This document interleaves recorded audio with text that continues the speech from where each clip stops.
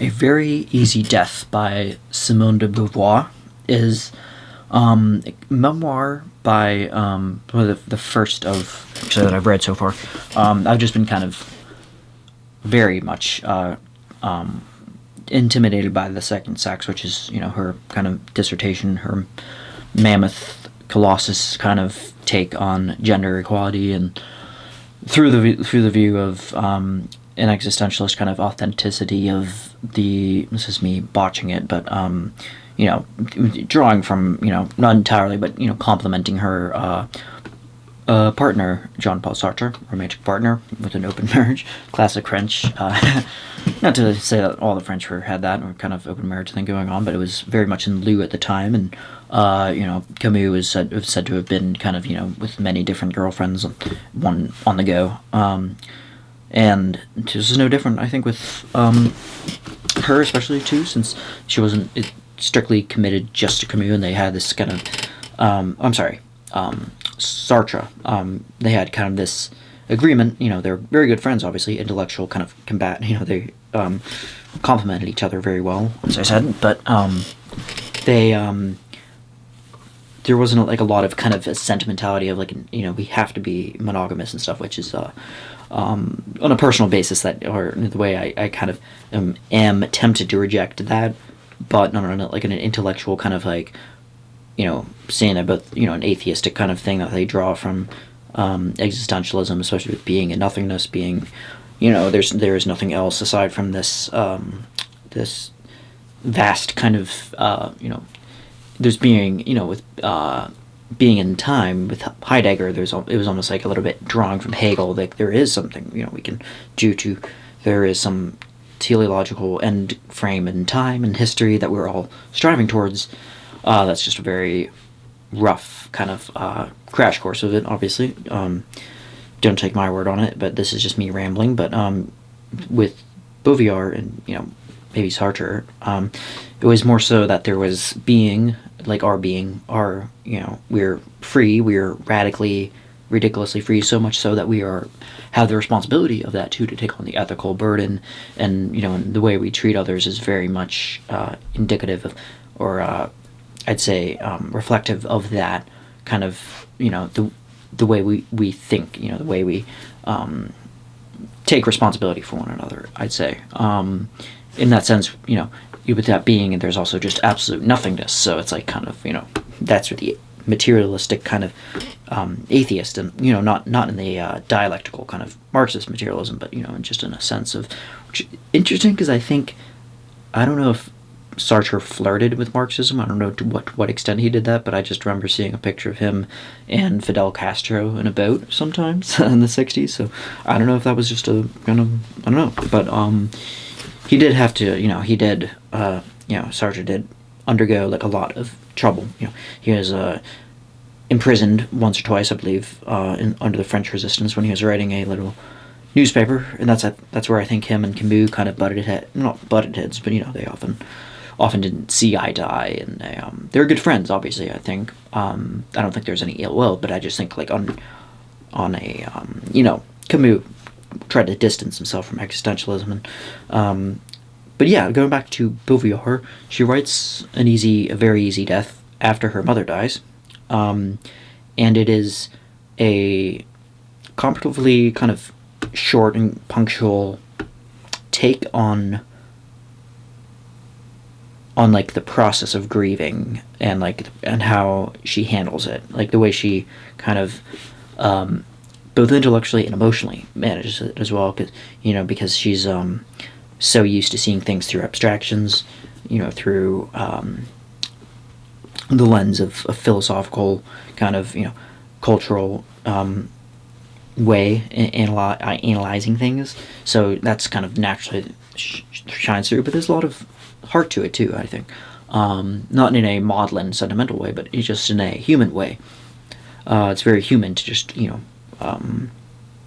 grieve the passing, especially of a loved one that and it's very complicated. And she was one thing that I took note of is like right off the bat, when she found out that her mother, I believe, had some kind of breast cancer that was eating away at her, and she was into her, I believe, 70s, I think, and Simone de Beauvoir was saying that the doctors did everything in their power to kind of make it,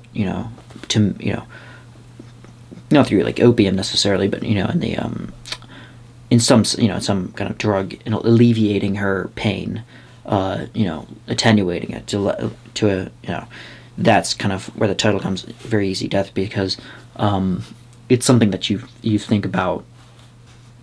We're all kind of when we think about that time and when our time to go, like we think about so much about how to make it the better, like make it the utilitarian way of kind of less pain the better. And it's like, I think Simone de Beauvoir is like kind of like double guessing, or second guessing that, like she's not entirely buying that, the fact that just because it's good that when I might be misrepresenting her views, but I think it's like when we're on our deathbed, when we're like the immense pain that somebody might go through when they're dying, it's like it's very human, and I do it too, because it's like, obviously that's it's like, I don't know just about social niceties, but it's just the natural thing to do. I mean, I think even like the most disagreeable among us would like to think that when you're when you're on your last hours, it's like you would hope that their time is good, that they're that they're with their loved ones, that they're like in the way that my father passed away earlier this year. Like, it was due to Huntington's disease, and it just slowly eats away at you, and it's like very painful, but it was good that in those last hours he was peaceful, and he was like, he accepted that. And that's the kind of thing that you hope for with, like, with her mother's death. It was a thing of like, she didn't go through all that pain, and she didn't go through all that suffering, but she was also kind of like, well, if she did, would there be any ethical thing or anything about that? Like, what is the ethical basis? Like, is it something? And then it goes to euthanasia too, because it's like, well, we want it to be an easy death because we're all going to go sometime. And it's the thing that's like interesting about The Good Place too, because it's like, it seems a little silly bringing it up, but it is like pretty. It's one of my favorite kind of comedy drama kind of but with the philosophical edge shows. And it's the thing that they the writers of that, Michael Schur especially, he wrote a really good book too called, I think, How to Be Perfect, that he released, I think, about a year or two ago. Pretty good. Should review it sometime. But yeah, I'd probably say that show got me more into kind of the ethical kind of side of it, with like Peter Singer and T.M. Scanlon. But yeah, this kind of more kind of moral kind of things. But yeah, but that show wrestled with too, like eternity. Like, if you had eternity, like Chidi and had at the end of with blanking on her name, Kristen Wiig's character. It's like this thing of like, they both have eternity, so you'd think they'd be happy, but like, actually, in the grand scheme of things, the finale, like, we're all waiting for like a finale naturally. It's in our evolutionary kind of byproduct to be on edge and to be insecure about, like, we're gonna die someday, and we have this evolutionary weird mentality of like, we need to like just this machine has to stop sometime. Like, the machinery of our biology and everything is pointing towards death, whether we like it or not. Like, it is absolutely eclipsed by it, and the only way we're ever gonna come to peace with that is if we just completely owe up to it, and just not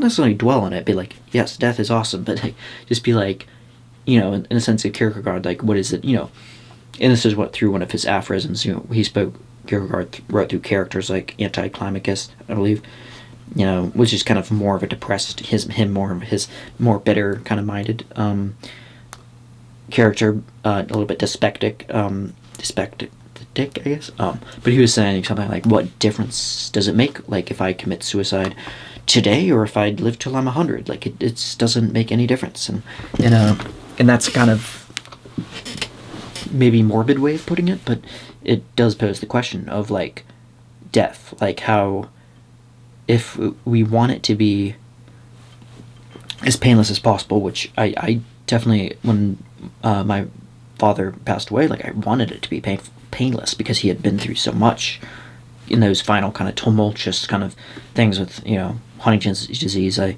don't know if I mentioned it too much on here, but it does take a toll on the physical, neurological neurological kind of informs the physical, right? So you're getting a lot of, he wouldn't eat, like sending signals to your body saying like, I'm not going to digest this food, and even no matter how many times you try to blend food and you try to give him like ensure like get him the right amount of protein, and it would be like he would keep just like through digestion, it would just go right through him, and he'd just like be defecating his pants like just daily, multi like 4 times a day sometimes, and just like, and I'm not complaining because that's it was like kind of in the back of our head, front of our head kind of thing that's gonna happen when our dad got old, because we knew he had the gene for like a good 15 years at this point. Like he had, I think he got diagnosed back in 2007, so we knew about it for quite some time, and I'm just confused on how to parse this out. Like how is it because we can, in existential sense, again, we can glean stuff from the pain. We can glean meaning from pain. So to kind of write it off altogether, but at the same time, it's something that's like, it happens, and it's like we can attribute or assign value to it, or detract depending on what the situation is. But of course, I wouldn't want to wish that on my son or anything like. But like, it's more thing, something like I had cancer, for example, or someone. I'm not saying I do, but just let's say somebody has cancer, and it's like, well, wrestling with cancer is like, it was horrible, but like it was enough that I was able to get through the treatments and the leukemia, to do all that, whatever you have to go through. I'm not totally primed towards what that exactly entails, but like wrestling with that, but it's enough that you survive. You wouldn't want to wish it upon anybody, but at the same time, you can kind of you can definitely kind of glean something and writhe out of that pain. You can forge something like meaningful out of that, and you can be like, during that time I learned to be there's a great book I recently read, kind of a pithy memoir, I think, by Kay Redford Jameson, I think, who, she's a psychologist, I think, clinically trained, I think research-based psychologist. I think she's still alive, I believe, in her 70s now, but she was talking about her difficulty with like psychosis and like mental health, and she had episodes of like suicidal, not just ideation, but just straight up just suicidal, like almost to the point of just like overdosing on I think lithium or something toxic and dangerous. But like at the same time, like she said that like that she gleaned stuff from that. She doesn't necessarily wish that she wouldn't wish on it anybody, of course, but on your worst nightmare, she had all these, I think, like she said 3 or 4 different disorders going on, like I think borderline, I think. But yeah, I'd like to review that next, so I'm not going to dish on that too much. But that and Joanne Didion. I'd like to do that because Joanne Didion's what's it called? My Year of Magical Thinking. That's what it is. That's a really good take on death as well, with her husband, who's also an author in his own right, and I can't remember his name. He passed away, I think, in 2003, I think, and she wrote it, like, I think, on a year to the day after he passed on, and she was talking about, like, how, ensconced and how enmeshed they were together in that kind of life of, familiarity and ritual, and they both, the cliche is true, I guess, finishing each other's sentences, like, they knew exactly, like, when the other would be home, like, when the other would, they'd call each other on the phone if they didn't see each other, if they were both on tours or whatever. And it was just, it worked out, and it was like, it wasn't perfect, but it was like something that, like, she didn't know how to move on without him. Like, it was like he was so enmeshed and like an integral part of her life, so, and vice versa. So it's kind of like a marriage kind of, that's kind of what I like to, I think that's like kind of what most marriages kind of strive for in some basis. It's just kind of that kind of dynamic. But yeah, I'd like to review that next sometime. But yeah, that's so yeah, Simone de Beauvoir's Very Easy Death. That wasn't too much on like there isn't a plot because it's more just a memoir, so there's not like a story arc or a plot aside from what was in Beauvoir's own life. So if you want to check it out, I highly recommend it. It's pretty not too much not too long of a read. And yeah, it has some. I'd like to eventually get more into her like metaphysical novels too. So yeah. Thank you for watching.